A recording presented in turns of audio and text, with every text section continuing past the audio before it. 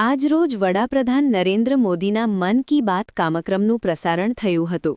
ગોત્રી કડવાશેરીમાં આયોજિત મન કી બાત કાર્યક્રમમાં સાંસદ ઉપસ્થિત રહ્યા હતા. આજરોજ માનનીય વડાપ્રધાન નરેન્દ્ર મોદીનું મન કી બાત કાર્યક્રમમાં વડોદરાના સાંસદ તેમજ પ્રદેશ યુવા મોરચાના અધ્યક્ષ ડોક્ટર હેમાંગભાઈ જોશીની ઉપસ્થિતિમાં ગોત્રી ગામ વોર્ડ નંબર 9માં કડવાશેરીમાં આયોજન કરવામાં આવ્યું હતું.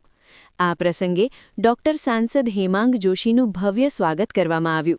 આ પ્રસંગે વિસ્તારના કાઉન્સિલરો ઉમંગભાઈ બ્રહ્મભટ્ટ, શ્રીરંગ આયરે, પૂર્વ કાઉન્સિલર કંચનબેન તથા વિસ્તારના રહીશો, કાર્યકર્તાઓ ઉપસ્થિત રહ્યા હતા તથા આ મન કી બાત કાર્યક્રમ સાંભળ્યો હતો.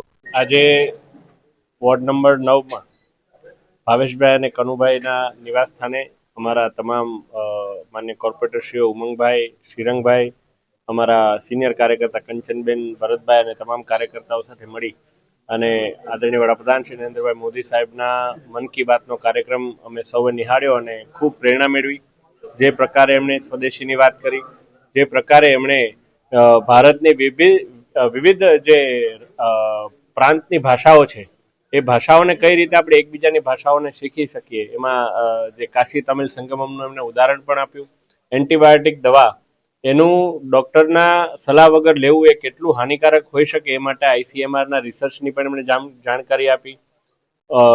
AI અને ડિજિટલ ઇન્ડિયાના માધ્યમથી રોબોટિક્સને લઈને પણ કઈ રીતે એનો આપણે સદુપયોગ અને ઓપ્ટિમમ યુટિલાઇઝેશન કરવાનું છે એ બાબતે પણ માહિતી આપી છે. અને અંતમાં આ શિયાળાની અંદર ફિટ ઇન્ડિયા ઉપર વધારે જોર આપવાની તમામ દેશવાસીઓને હાકલ કરી છે.